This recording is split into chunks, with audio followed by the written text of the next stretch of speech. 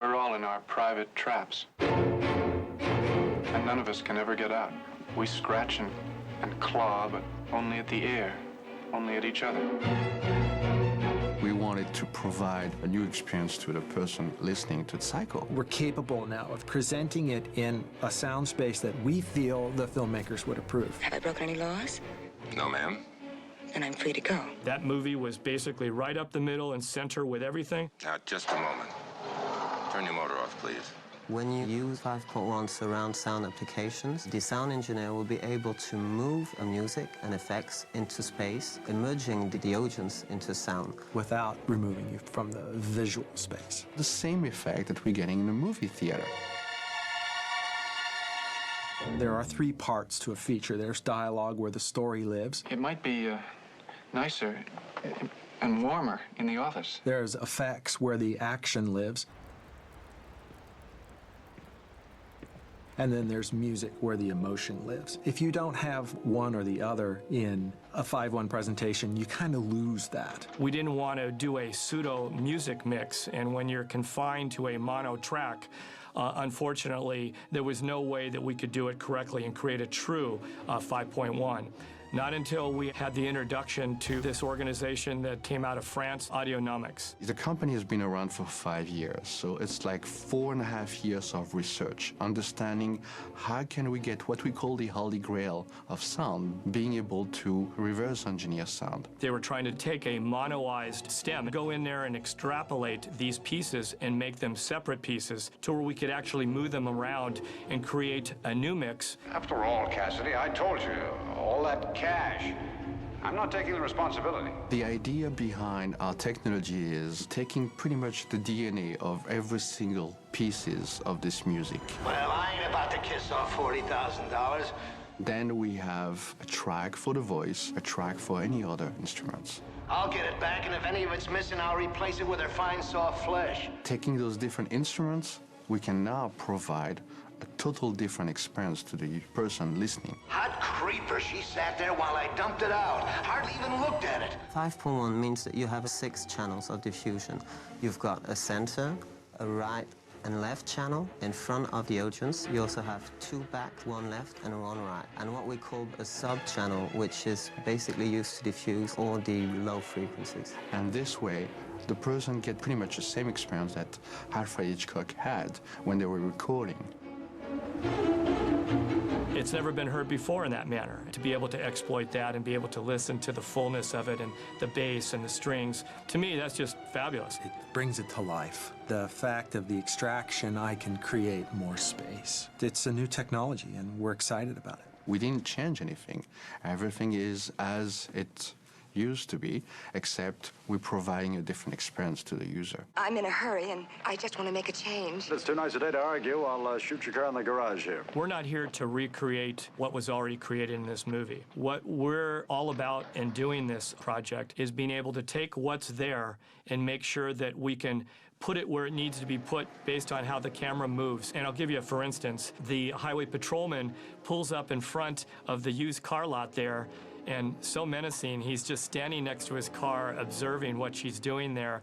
And we see a car come to the right, left to right, and we see another car go from the right to the left. What we want to be able to do is, I want to take that mono track where we actually heard the car, it's in the center, and I want to be able to bring that 57 wagon from the left side to the center where we see the highway patrolman and pass it all the way to the right, and we see the car go off to the right. That's really how we go ahead and construct our new 5.1 effect stem.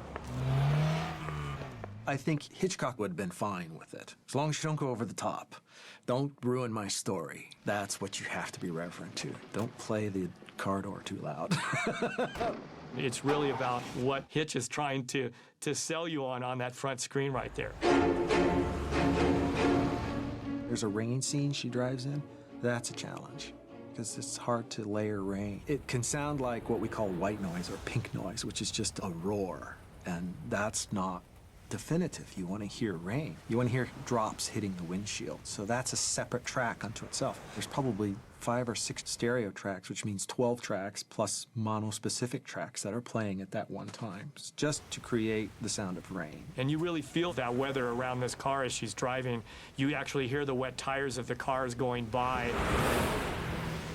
On her left side, on her POV of the front windshield. You'll hear on the right side when it's POV of her behind the steering wheel driving. So you get that sense of motion of where she's at. It's all these details that you don't really think about. We hope you don't think about when you're watching the movie, but we have to. Gee, I'm sorry I didn't hear you in all this rain.